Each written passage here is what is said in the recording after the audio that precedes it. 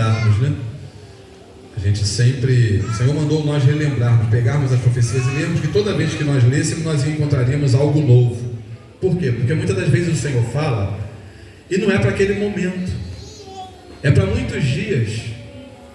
E aí quando a gente vai reler, aí a gente percebe, o Senhor falou exatamente o que está acontecendo, né? Aí a gente percebe que aquilo é novo, porque quando o Senhor falou, não estava, né? A gente até, meu Deus do céu, está falando de algo e a gente não está entendendo claramente o que o Senhor está falando.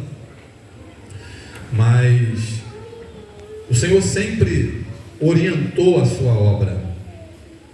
Imagina o vaso do Senhor, o vaso profético, o último vaso profético que estava em evidência, estava em atividade, Maria das Graças, faleceu no ano de 2014.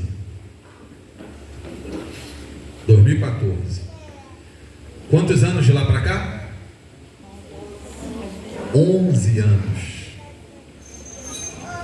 A obra diminuiu ou aumentou? Aumentou. Aumentou. Cresceu ou diminuiu? Inchou ou foi crescimento? Então o Senhor está conosco? Amém. É uma evidência. A igreja sem profecia, ela não marcha, ela se corrompe. Mas o que a gente tem observado é que a igreja está avançando ativamente. Um retiro de mocidade era feito com 300 jovens. O último retiro que nós fizemos tinha 1.050 e poucos jovens. Amém? Amém. É avanço para a obra de Deus? Quanto mais o povo cresce, mais aparecem os problemas. Isso é natural. Se tinha problemas, nós vimos aqui, se tinha problemas, se tinha pecados, se tinha desde a época que eu nasci e antes de eu nascer. Existiam problemas, mas uma Assembleia Geral era feita dentro do santuário da igreja de Acari. Estava ouvindo um debate, um café, como é que é o nome que está sendo feito pela Rebeca? 2 dedos de prosa. Estava ouvindo com o diácono Djalma, e ele falando que a totalidade de diáconos aqui no Rio de Janeiro era 50 e poucos diáconos, 70 e poucos diáconos que ele falou. Eram pouquíssimos diáconos em toda a obra. Num concílio só, o Senhor mandou consagrar mais de 300 diáconos. Num concílio. Aquilo foi uma loucura. O Senhor falou: não diz que é pouco não, eu sei porque eu estou mandando consagrar, hein? Não pensa que é pouco não.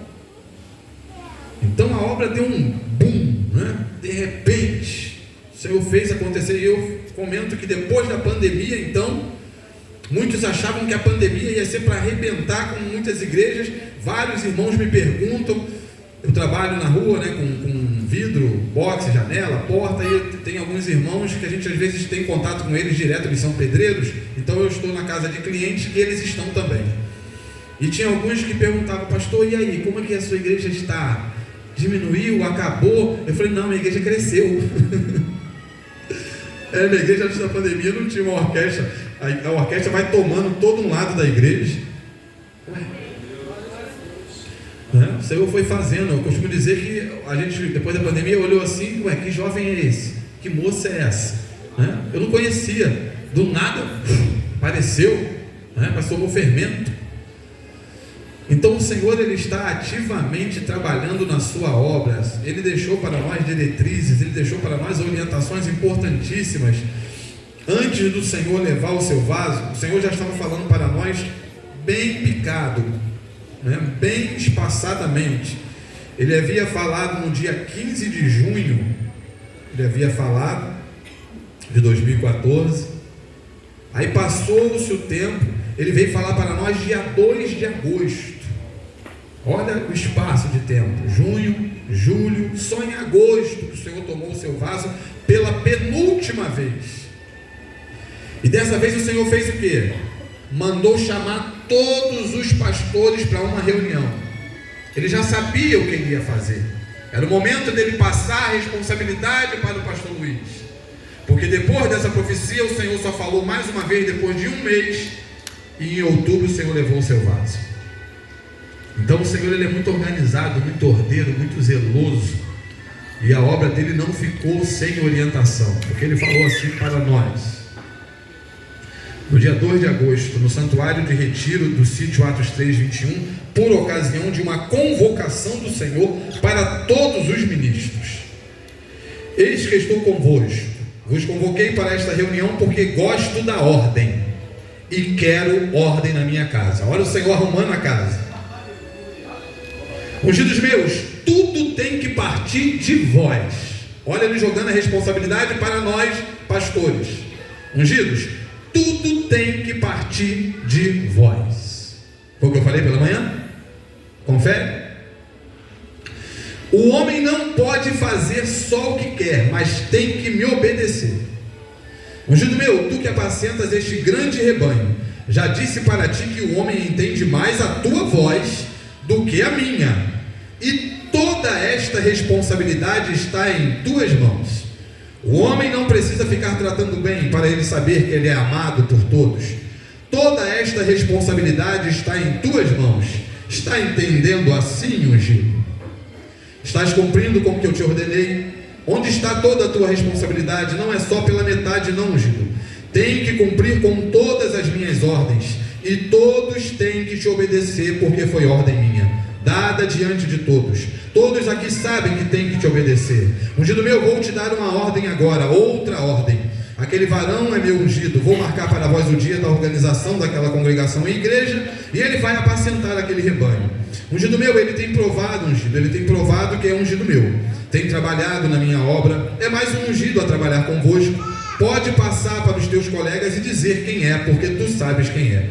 Vai haver uma separação entre a minha igreja e a minha congregação, é mais uma eleita minha na minha obra. Está entendendo tudo, ungido meu? O meu ungido vai trabalhar só com a minha eleita, onde ele vai morar. Procura entender tudo, ungido, para tu não errares. Aquela minha jovem está fora da minha obra, mas enquanto ela obedecer, pois está pedindo reconciliação, tu mesmo falarás para ele e para a sua mãe, para terem mais responsabilidade com seus filhos, mais autoridade com seus filhos, por causa do testemunho.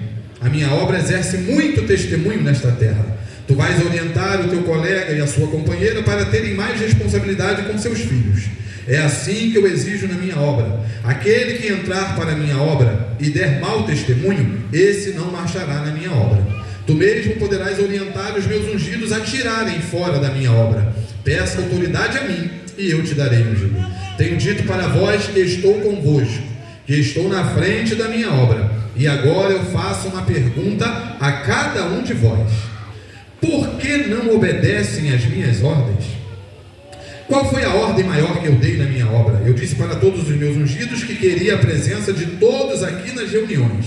São 4 reuniões por ano, e é 4 vezes que eu quero os meus ungidos aqui neste lugar, apoiando as reuniões da minha mocidade, das minhas servas, das minhas varoas, de todas as reuniões que eu tenho ordenado.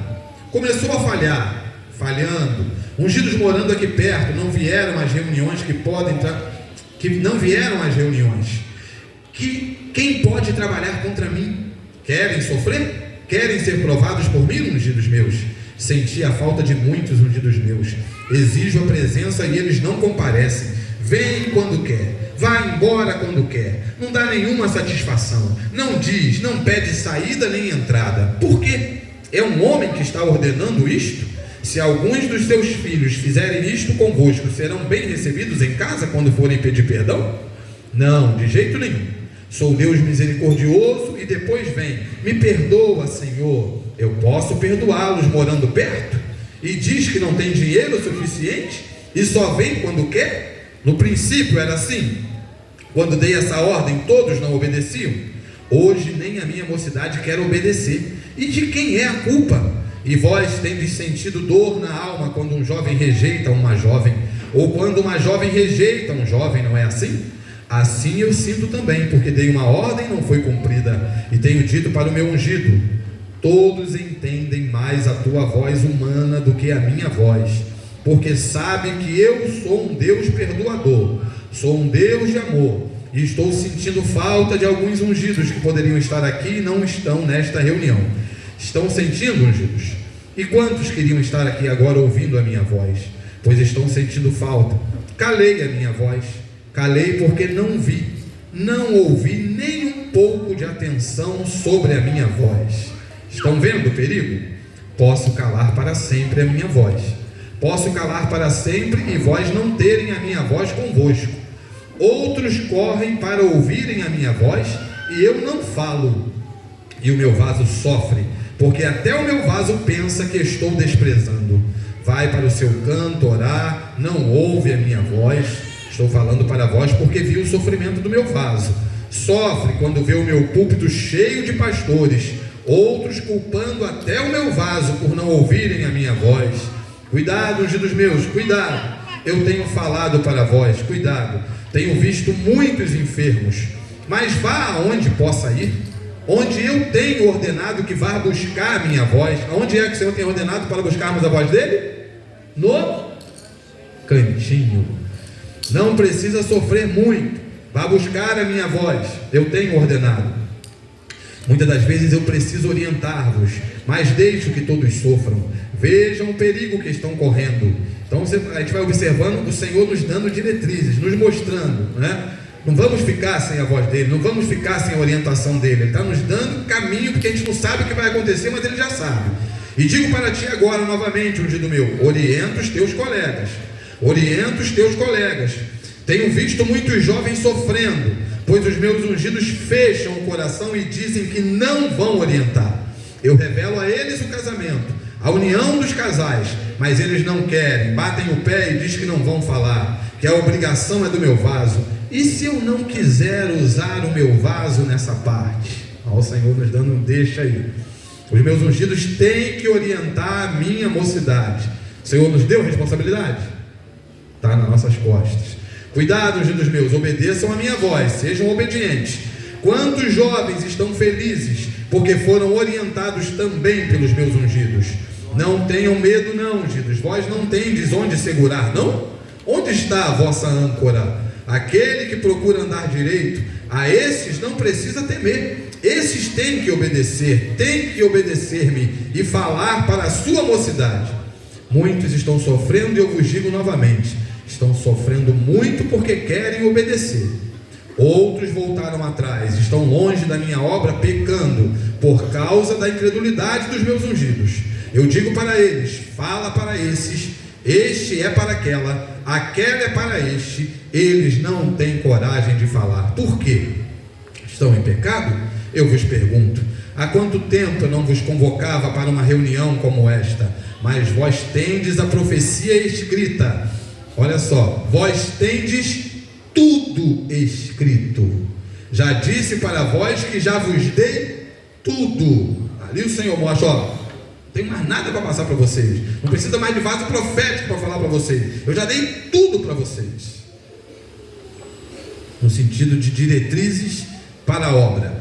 Toda a lição, tudo eu dei para vós. O meu povo não anda às cegas, não. O meu povo anda orientado por mim. Eu dou uma ordem e não vejo cumprir aquela ordem. É para eu ficar alegre assim? Obedeça, povo meu, obedeça a minha voz e a voz do meu ungido que coloquei à frente. Olha só, quando ele falar, sou eu usando os seus lábios. Amém?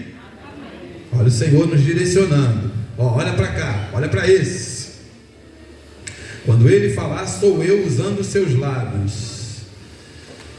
Cadê para eu não perder? Perdi?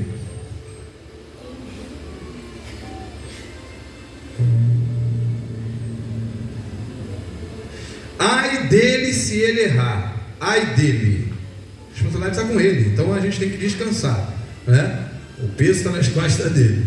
Ai dele, sofrerá muito se não obedecer desta vez, pois não quero repetir. Aí aqui, olha o que o Senhor fala: estou passando para ele a responsabilidade. Amém? Aqui o Senhor passou, tá? O Senhor sempre, quando ia levar um vaso, ele passava a responsabilidade para outro. Quando ia levar aquele vaso, passava para outro. E assim o Senhor nos convoca, nos orienta, passa para os ungidos a responsabilidade.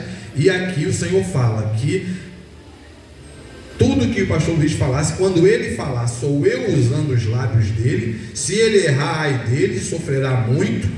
E estou passando para ele a responsabilidade e falo para cada um de vós: se não me obedecerem, vão sofrer muito. Pois no vosso meio tem desobedientes, mas sabe por quê? Porque vêm os meus ungidos desobedecerem, mas estes sofrerão terrivelmente.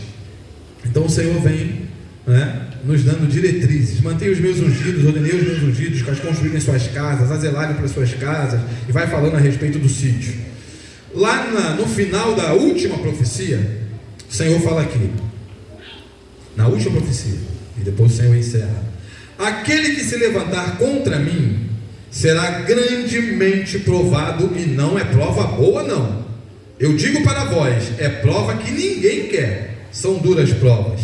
Tenho estado convosco, estarei sempre convosco. Nunca sairei da frente da minha obra.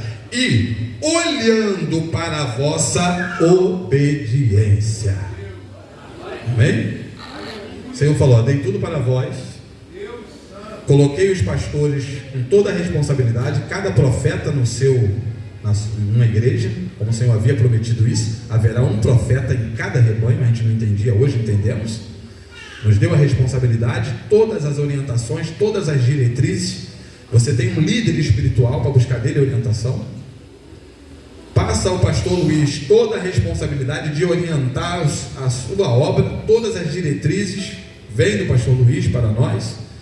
E aí o Senhor fala no final: aquele que se levantar contra mim. Como que você se levanta contra o Senhor? Como que eu me levanto contra o Senhor? Quando eu me levanto contra aquele que Deus colocou na frente da sua obra, tá? Quando eu me levanto contra as orientações passadas pelo meu líder, pastor Luiz. Quando uma ovelha se levanta contra a orientação passada pelo pastor, porque o Senhor falou assim: após os meus ungidos passarem a orientação, a responsabilidade é toda da ovelha, né? Então quando a gente se levanta contra isso, nós nos levantamos contra a vontade do Senhor. E o Senhor não vai ficar, né, falando para nós: tem que fazer assim, né? Vou lá buscar a voz do Senhor, o Senhor me orienta, eu saio dali, fica tudo por isso mesmo. Não, o Senhor falou que vai ficar olhando, e olhando para a vossa obediência. Estamos numa seleção? Estamos num vale? Sim. Então o Senhor está observando. Eu não preciso dizer para o Senhor: ah, Senhor, eu fiz, né? Ah, Senhor, a mulher que tu me deste. Não. Eu tenho que buscar o Senhor: ah, Senhor, o pai que tu me deste, né? Ah, Senhor, os filhos que tu me deste que me fizeram errar. Não. Eu tenho as orientações, né? Cada um de nós temos as orientações traçadas por Deus para nós. E se nós buscarmos, né, para a nossa vida e entendermos isso, né, o Senhor não nos abandonou. Amém? Isso é importantíssimo. Tem uma profecia, né, que foi lida lá na Assembleia Geral, foi no retiro da Congresso, Assembleia Geral agora, né? Nossa, aquilo pesou tanto na nossa assim, dentro de nós, que o Senhor fala assim: se vós não quiserem, eu vou levantar outro povo. Ah, não, que vão fazer a obra melhor do que vós. Ah, não, aquilo doeu na alma, né? Eu quero. O Senhor traçou para nós orientações preciosas. Nada vai mudar daquilo que Ele falava para nós. Ele orientava os casamentos? Amém? O Senhor orientava os casamentos? Amém. Continua orientando. Ele orientava o nome dos filhos? Amém. Continua orientando, né? Esse é o Deus que a gente serve. Nada mudou, nada caiu por terra de tudo aquilo que Deus traçou para nós. Só depende de eu e você querer. Só depende de nós ir buscarmos, né, a orientação dele e não culparmos A e B, né? Ah, se o culpado é o A, o culpado é o B. Não, eu me colocar na presença do Senhor e receber do Senhor as suas orientações, as suas diretrizes, e vivermos e termos experiências, né, com o Senhor. Jovem pode ter experiência com o Senhor, né? Quantas e quantas experiências desde novo que o Senhor veio me dando, né? A gente veio adquirindo, a gente veio vendo o Senhor realizando a sua obra, o seu querer na nossa vida. E após casado, né, vimos a obra do Senhor. Eu estava conversando ali fora com com os diáconos, os filhos do irmão Crispim, e a gente vendo, né, a forma como Deus está agindo, eu fiquei assim encantado de ver a quantidade de crianças que tem aqui. Isso foi depois da pandemia, gente, né? Pandemia deu um salto, né? Não caberia essa igreja aqui lá naquele tempo? Não caberia, mas cabia. A igreja cabia todinha lá dentro, né? E olha agora, cabe lá dentro? Não cabe, né? E a gente vai observando aí o querer e a vontade do Senhor na nossa vida. E foi a minha oração: é árvore plantada junto a ribeiro, cuja folhagem, que folha é essa que não cai? Que folha é essa que não cai? É de geração em geração. Sementes santas nascendo, se formando, né, aprendendo, recebendo preceitos extraordinários, novinhos, um conceito de um servo de Deus, né, desde novinho, aprendendo a louvar, a bendizer o Senhor. Essas crianças aqui extraordinárias, maravilhosas, louvando o nome do Senhor. E isso vai levando para a juventude, né, e entra numa orquestra, num coral de uma Imobrarte, e dali já vem incutindo na mente, no coração: eu quero ser uma bênção, eu quero ser um vaso, eu quero ser um atalaia na obra de Deus. E o Senhor vai fazendo, vai realizando o desejo do coração de cada um. E outros até sem muita perspectiva, né? Eu não tinha muita perspectiva do que eu queria ser na obra de Deus, né? Eu estava indo, né? Nunca imaginei que chegaria a um púlpito, nunca imaginei isso na minha vida, nem olhava para mim com capacidade alguma para isso. Mas o Senhor, Ele tinha um projeto na minha vida que eu não sabia. Uma vez o Senhor deu um sonho ao meu pai, e no sonho o Senhor falava para ele assim: ele vai ter o dobro daquilo que tu tem. Meu pai regia um coral. Eu rejo todos os corais da obra. É o dobro? Passou, né? E aí eu ficava assim: ai meu Deus, tem misericórdia. Meu pai teve 7 filhos, eu vou ter 14. Mas nunca tive problema com filho, gente, nunca, graças a Deus, né? Tá minha esposa aí. Sempre tive um prazer, uma alegria tão grande quando eu descobri que a minha esposa estava grávida. Você não tem noção como eu pulava de alegria, né? E tinha condição de ajudá-la, né? Muitas das vezes ela tinha as suas dificuldades. Os 3 primeiros meninos, o Senhor deu um espaço a gente, né? De 1 ano mais ou menos, de um para o outro. Quer dizer, quando o Caleb fez 1 ano, ela engravidou. Quando o Jéter fez 1 ano, ela engravidou. Quando o Natan fez 4 meses, ela engravidou. Aí começou a prova, né? Engravidou da Gesana e foi uma luta. Mas eu sempre pedi ao Senhor: Senhor, me dá a palavra, né? Eu começava a observar que ela estava querendo me morder, me bater, me tacar vassoura, panela. Eu falava: ah, Senhor, essa mulher está grávida, tem misericórdia. Ó, tu tá grávida, hein, mulher? Tu tá ficando doido que eu tô grávida o quê? Aí tu tá grávida. Pega lá, vamos lá fazer o exame da farmácia. E aí eu já ia pedindo: Senhor, misericórdia, Senhor, me dá graça, me dá palavra, né? Preciso orientar minha esposa. E aí, quando a gente sentava na beira da cama, aí começava a aparecer os 2 tracinhos. Era um choro só, né? A partir das meninas, né? Da Gesana em diante, porque muito, né? O Natan tinha 4 mesinhos. E aí ela passava muito mal na gravidez, muito mal. Não tinha nenhum problema de saúde, graças a Deus, mas passava muito mal nas gestações. E sempre sozinha para cuidar dos filhos, né? Não tinha nunca amparo das mães, das sogras, né? Todo mundo muito longe. Ou a gente ia, né, para a minha sogra. Mas eu fui vendo o Senhor fazendo, né, na nossa vida. E eu vendo na minha vida o cumprimento da palavra do Senhor. O Senhor foi falando para o meu pai. O Senhor, toda vez que dava um rebanho, meu pai era um rebanho pequenininho, né? O primeiro rebanho que o Senhor deu ao meu pai lá em Guapiaçu, um rebanho, um caixotinho de madeira na beira do rio. E se chovesse, os irmãos não podiam vir na igreja. A gente chegava lá, andávamos 3 horas de viagem para chegar na igreja. E quando chegávamos lá, era só a nossa família para a vigília. Às vezes estudo bíblico e culto à noite, porque o rio enchia de uma forma, não tinha ponte. Os irmãos atravessavam por dentro do rio descalços para chegar no santuário. Desciam de serras, 3 horas de serra para chegar na igreja. Uma vez eu inventei de ir na casa do irmão Barcelos, morava numa serra, que eu olhava assim a casa dele lá no alto da serra, e eu ficava Eu tinha 10 anos na época, eu ficava, pai, eu queria ir lá na casa do irmão Barcelos. Saímos do estudo bíblico, meio-dia mais ou menos, e chegamos lá 3 horas da tarde, almoçamos e falei, agora tem que voltar. Eu falei, meu Deus, já tem que voltar?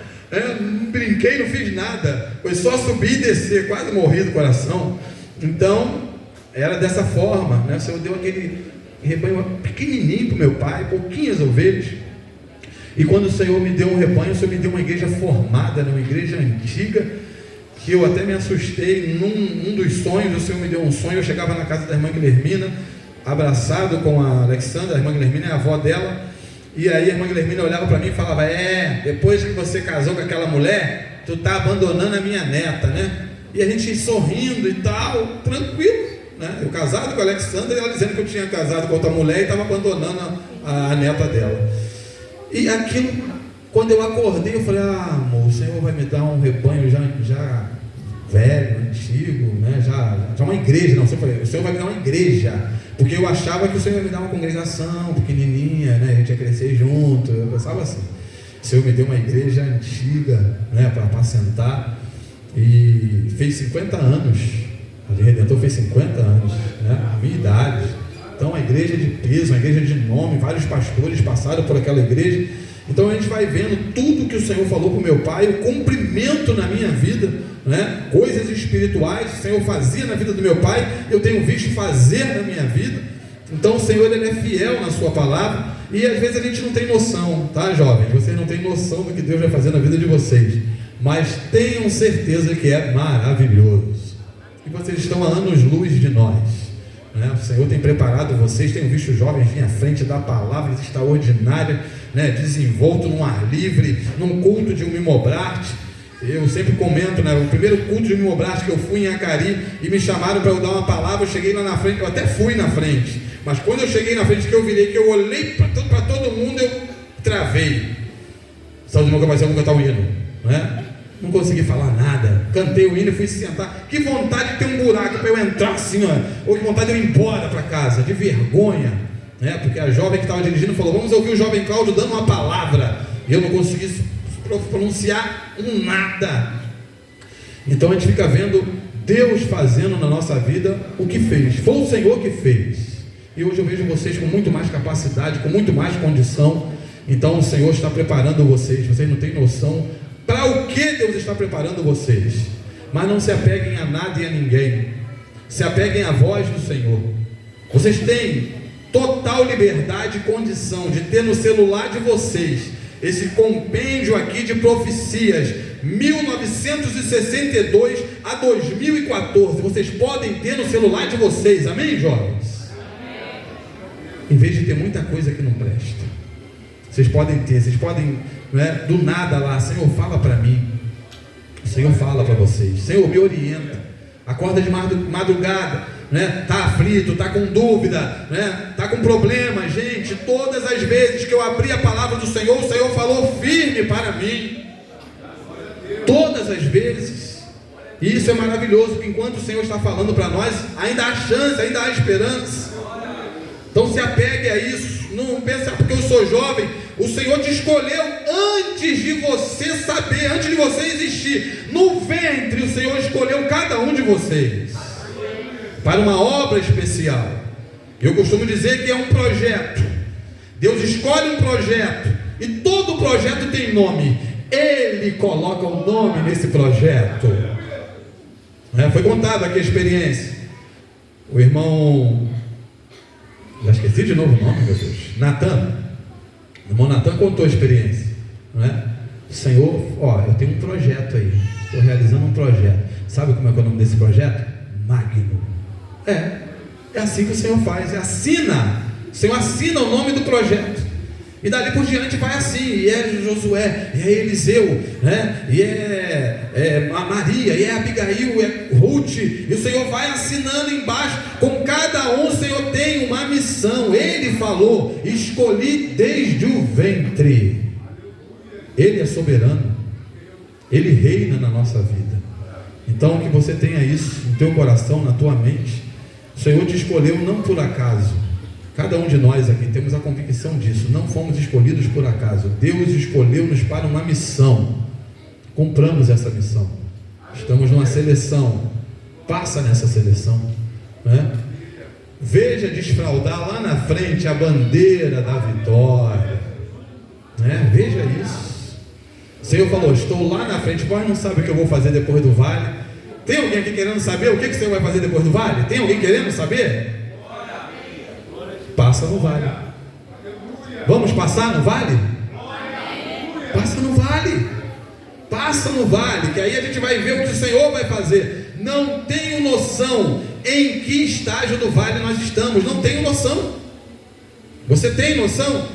Estamos no meio, já chegamos, né? Estamos no começo, já chegamos no meio, estamos no fim. Não tenho noção em que posição do vale nós estamos. Mas o Senhor falou: no vale eu quero muita alegria. Foi isso que o Senhor falou. Dá para você entender isso? A alegria do Senhor é o que para nós? O que a alegria do Senhor é para você? A alegria do Senhor é a nossa força.